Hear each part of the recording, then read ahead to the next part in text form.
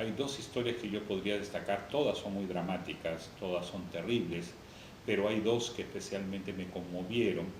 Una es de la única superviviente nacida en el Perú, Victoria Baruch, que ahora usa su apellido de casada, Victoria Weisberg. Es una mujer que tiene 87 años de edad, que estuvo en 4 campos de concentración y que logró sobrevivir a todos los rigores y al hambre en los campos de concentración debido a sus conocimientos y a los conocimientos que tenemos los peruanos por el origen ancestral de la papa, que viene desde la época de los incas. Ella durante las noches se alimentaba con un poco de jugo de la cáscara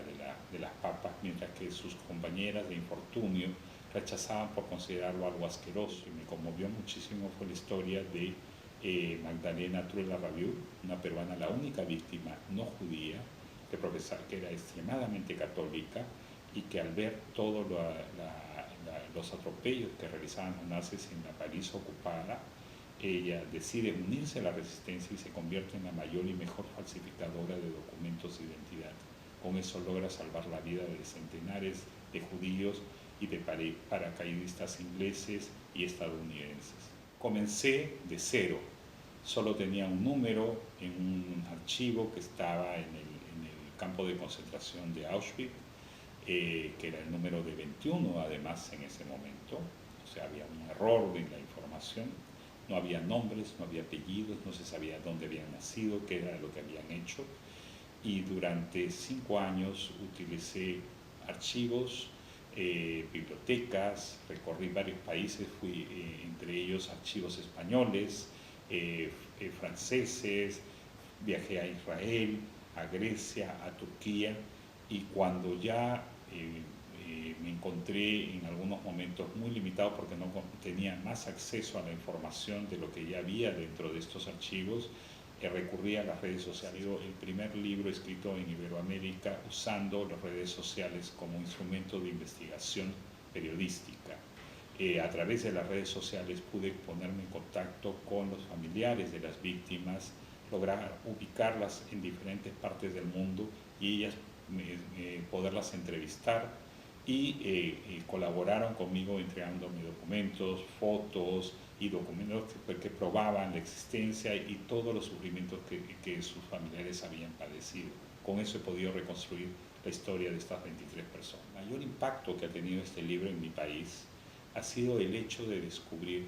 como descubrí yo en el momento de la investigación, que mi país, que oficialmente era un país neutral durante la Segunda Guerra Mundial, había negado sistemáticamente visas a las personas que profesaban la religión judía para que no ingresaran al país. Y de esta manera, muchas de ellas fueron condenadas a morir en los campos de concentración, a pesar que legalmente les correspondía por derecho. Pero no solo ha sido el caso de Perú, también en el caso de Ecuador ocurrió lo mismo, y algunos otros países latinoamericanos, incluyendo la propia Argentina. Y esta investigación que me ha permitido encontrar algunos de los documentos cuyos textos reproduzco allí, donde se dice expresamente, se dan las órdenes a embajadas y consulados en el caso del Perú, y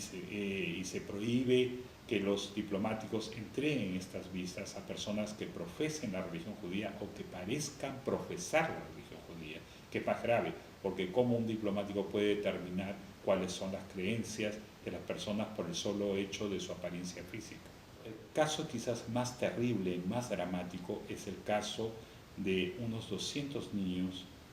huérfanos de la Francia ocupada, entre 4 y 10 años,